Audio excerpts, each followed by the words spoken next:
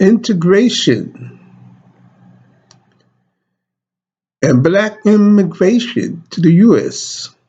was a white man's idea.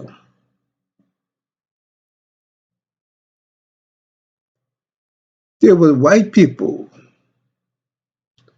that helped push integration before Martin Luther King or the NAACP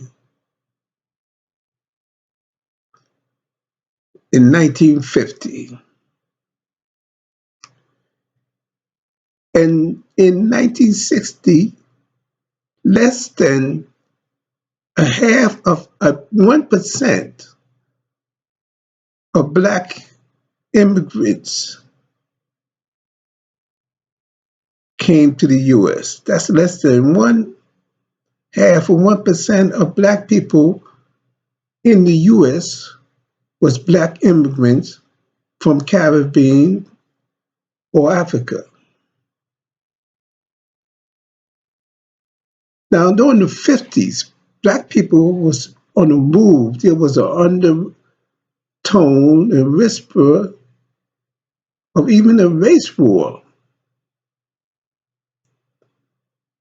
And whites was saying that black people was developing a nation within a nation. Black people had their own hospitals, banks, and so forth, businesses. Not as much as today, but there was less than 22 million black people during that time, during the 50s. So, and no one knew what white people had in mind. Their wisdom of evil is beyond belief. As the saying goes, I think Abraham Lincoln was honored to have said, you can fool some of the people some of the time, and most of the people most of the time, but you cannot fool all of the people all of the time. So around 1965 or 67, when the United States opened up the floodgates for black immigrants, this was during the time of black power. Black people was rising up. So, and it's kind of perplexing. Why would white people at that time allow black people to immigrate like never before in order to boost up the black population, to add to the black population? Like I said, some black people might have been aware of what was going on. Evidently, there had to be some. And there was some who felt happy about that the black population would be boosted. And others was neutral, didn't give a damn. And it took us 60 years up until around 2020 to realize the trick that the whites had in mind. Because up until today, even, most of the Caribbean or African immigrants did not join in to help foundational Black Americans or the original Black Americans, in their fight against Caucasians. And it may be a survey would have to be done, but percentage-wise, it may be that there's more interracial marriage between Black immigrants and whites than there are between the original Black Americans and whites. It may be that would be an interesting survey for the Pew organization to undertake. Unless it was already done and had to be Googled, it may be. But it's going to backfire on the white people because there's going to be unity in some way. So it's going to backfire on them. And it will be a blessing to black people instead of the curse that it had been, in which they tried to use immigrants against the original black Americans. It's backfiring. It's backfiring on them right now. But it took this long to realize what they were up to. They weren't up to no good.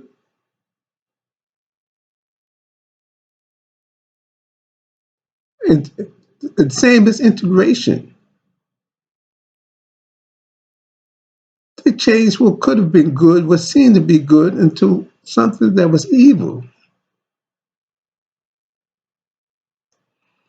This gentrification is another thing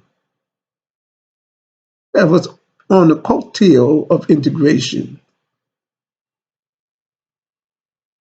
Harlem is a choice location. It's a beautiful layout in Harlem. The wide streets. And so, because that once was a white enclave of the upwardly mobile whites, the rich white people once lived in Harlem before the 1930s or so.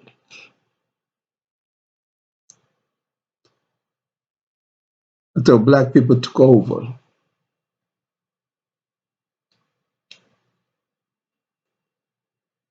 And wealthy black people lived in Harlem and Sugar Hill.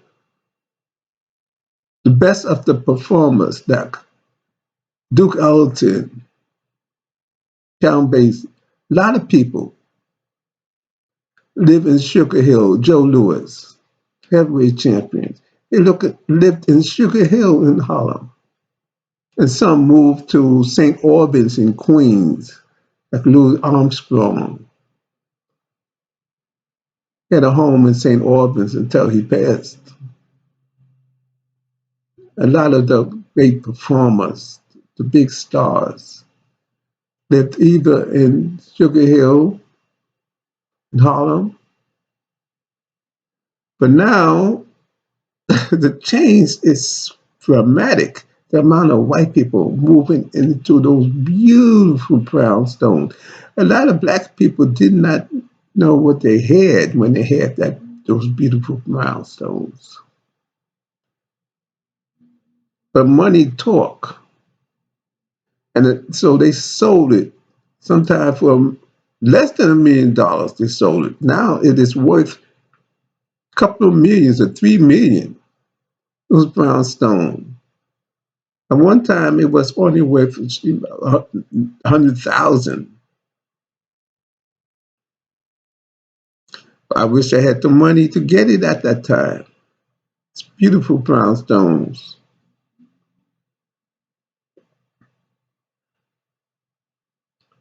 And so they took over. So integration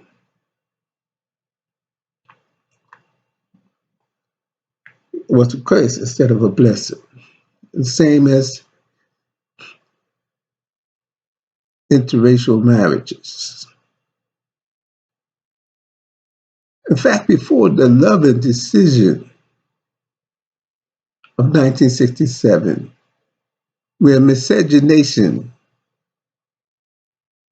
was made legal, it was legalized in California in 1948. In the case of uh, Sharp versus Perez, where a black man was allowed to marry a Mexican American woman. That was the first case of miscegenation in California, 1948, that was legalized. I repeat, a black man was allowed to marry a Mexican American woman in California in 1948. First case in the US where miscegenation was legalized.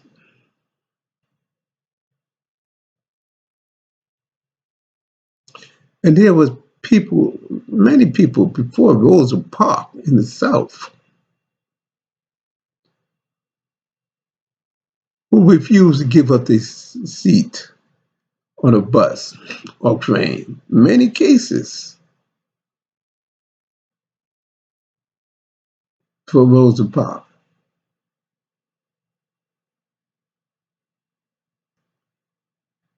So all of that is backfiring now. Again, the purpose to use black immigrants who before 1965, they were hardly ever allowed to immigrate. It was hard for them to immigrate to get a visa or allowed to immigrate to the U.S. So very few.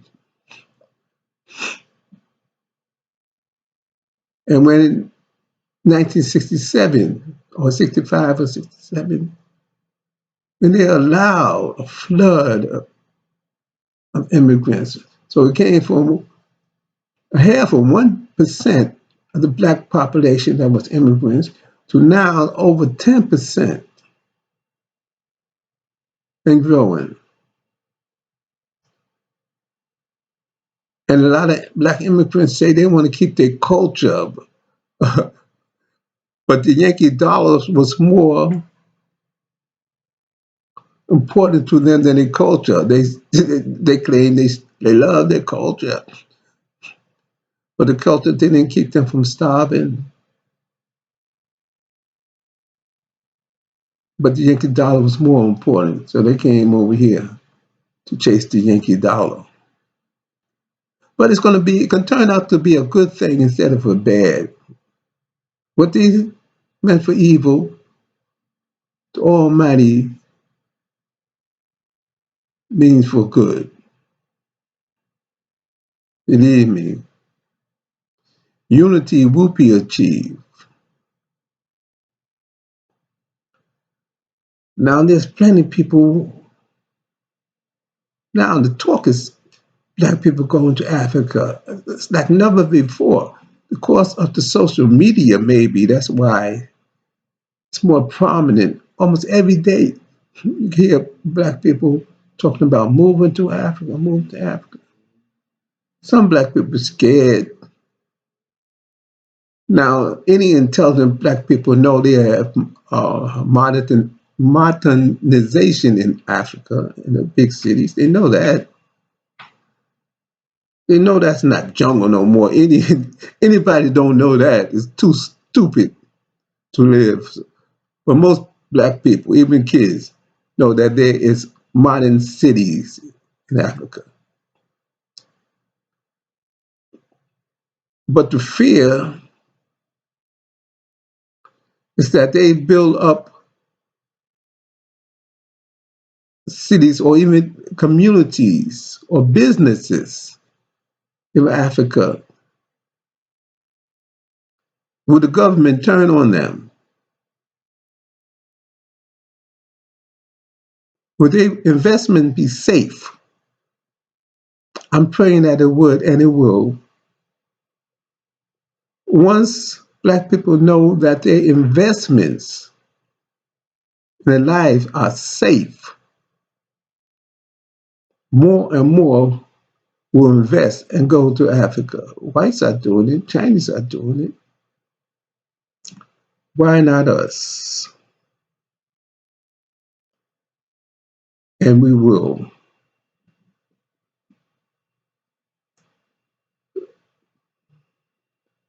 So, as I said, the trick that the white man had up his sleeve has backfired on them. Black immigrants has gone to become our friends instead of our enemies.